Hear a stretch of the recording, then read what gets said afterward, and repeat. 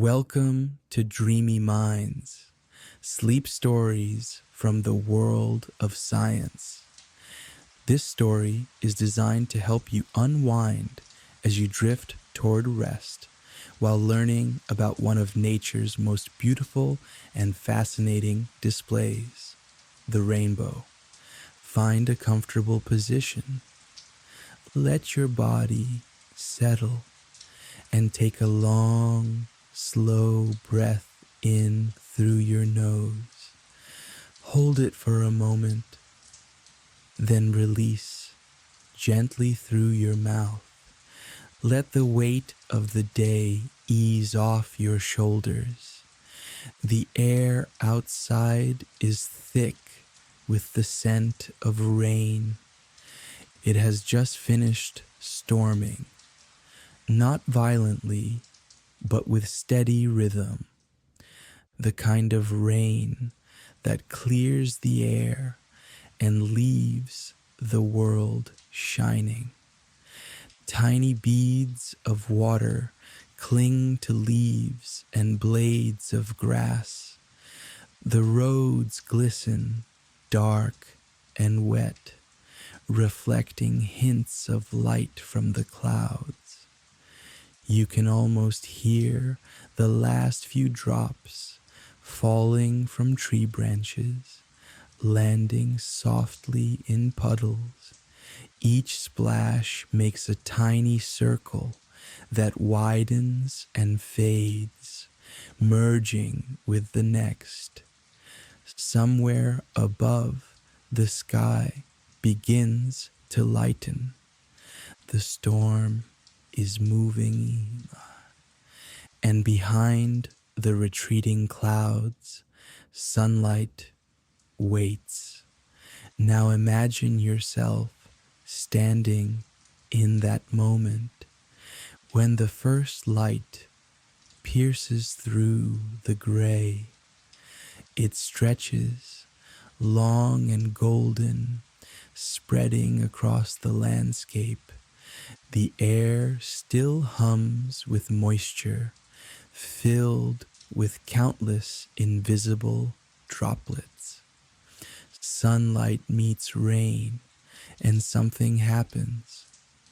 A quiet transformation, part geometry, part miracle.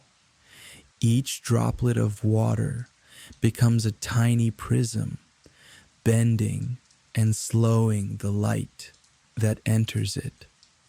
Inside, the light splits into its many wavelengths.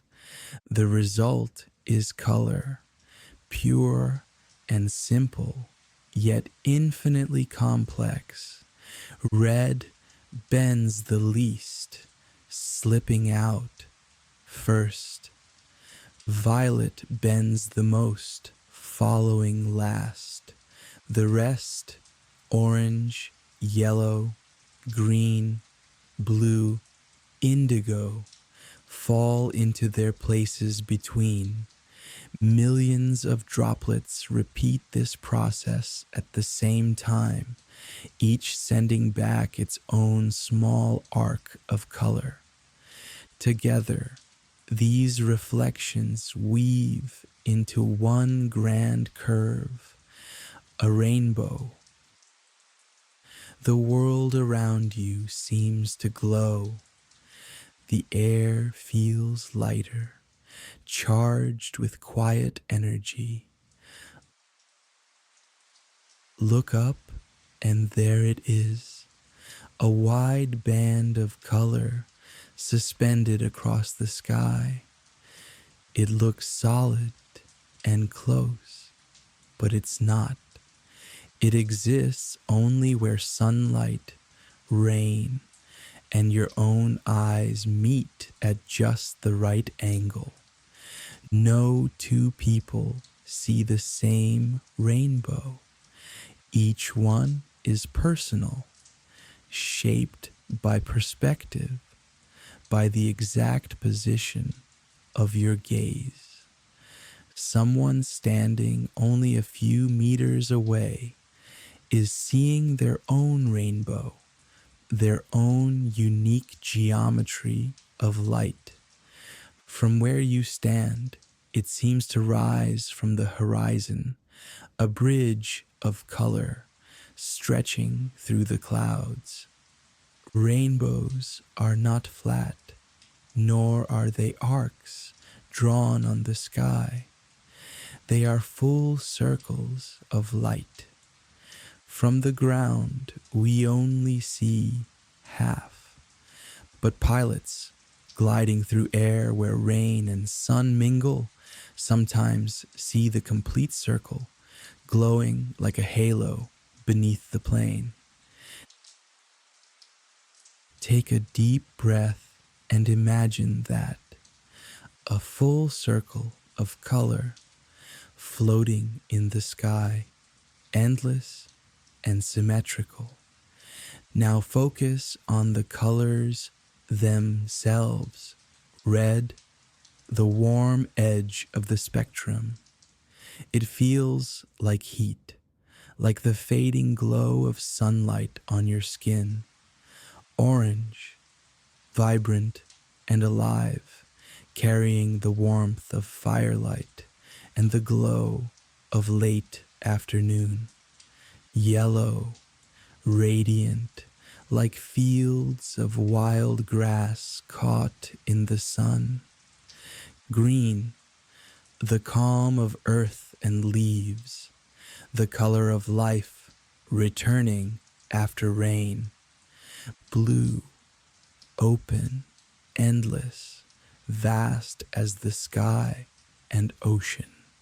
Indigo, deep and mysterious, the quiet between thought and dream.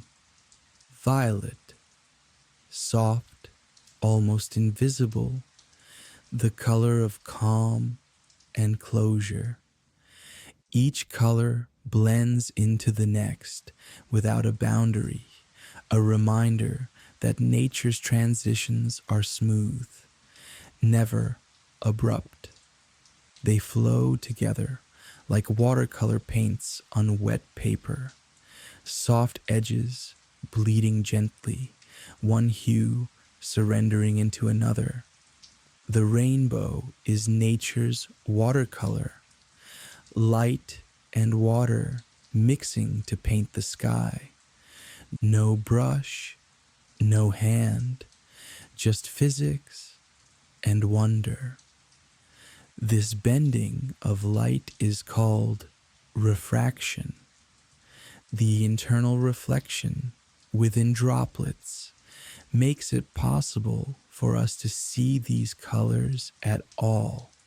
Sunlight enters, slows, and bends as it moves from air into water.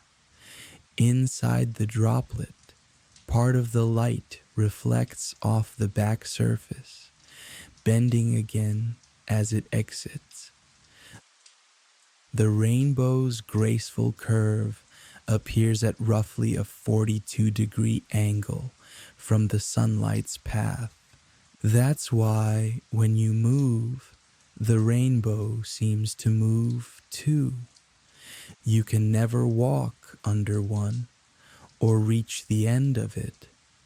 It is an illusion that depends on where you stand. Sometimes, when the sunlight is strong and the rain gentle, you might see a second rainbow above the first, a paler echo. This secondary arc appears because some of the light reflects twice inside the droplets before leaving. With each reflection, the light grows weaker, its colors reversed. Red on the inner edge, violet on the outer. Between them lies a shadowed space, a dim strip known as Alexander's Band, named after the ancient scholar who first described it. If you look carefully, you might even see faint ripples of color just inside the main bow, called supernumerary arcs, faint extra bands of color that appear just inside the main rainbow. They appear when light waves overlap and interfere, creating soft pastel fringes like brushstrokes of mist. Every rainbow is a study in both physics and art. It's where wavelengths meet imagination and science becomes something you can feel. For thousands of years, people have looked to the rainbow for meaning. To ancient Norse storytellers, it was the Bifrost, the burning bridge linking heaven and earth. In other tales, people dreamed of treasures hidden where the colors met the ground. The old legend of a pot of gold at the end of the rainbow reminds us how humans search for hope and wonder in what can never quite be reached. To the Greeks, it was Iris, the messenger goddess who carried words of light across the sky. In Maori legend, it was Uenuku, the god of love, whose form could be seen but never touched. Across cultures and time, the rainbow has been seen as promise, hope, or divine connection. Then came science, and with it, understanding. Isaac Newton passed sunlight through a prism in his study and saw what the sky had already shown, that white light is a symphony of colors. He named them, measured their angles, and defined their order. But even Newton, the man of reason, wrote about rainbows with awe, because understanding their mechanism does not make them less miraculous. Light travels in straight lines until it meets something that changes its path. Rain, glass, even the thin film of soap in a bubble, all bend light in their own way.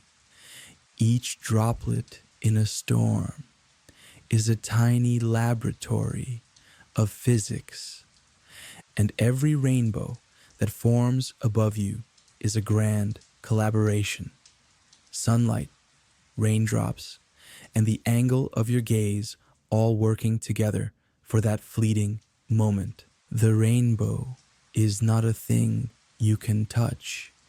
It's an event, an intersection between light and perception. When the sun moves lower or the rain fades, the geometry breaks apart. The droplets fall, the light shifts, and the colors dissolve. Violet fades first, then blue, then green. Yellow lingers longest, like a last memory of warmth.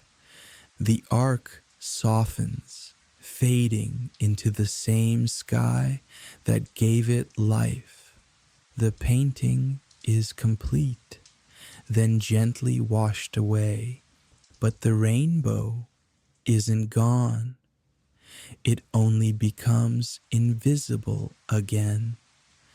The light still exists, scattered, waiting for another chance to meet the rain. You take a slow breath in. The air is quiet now. The storm has passed. There's a peace that comes after understanding, a sense that knowledge and wonder can coexist. The rainbow reminds us that beauty often appears in the simplest equations, that science and serenity share the same sky, a meeting of opposites, rain and sun, water and fire, light and shadow. It is geometry turned into poetry, a watercolor painted by the universe itself. So as you drift toward rest, imagine the colors still glowing faintly above you: red, orange, yellow, green, blue, indigo, violet, each one a note in a quiet song of light. Let them settle in your mind, fading gently into calm. Take a final deep breath. You are safe. The world is calm.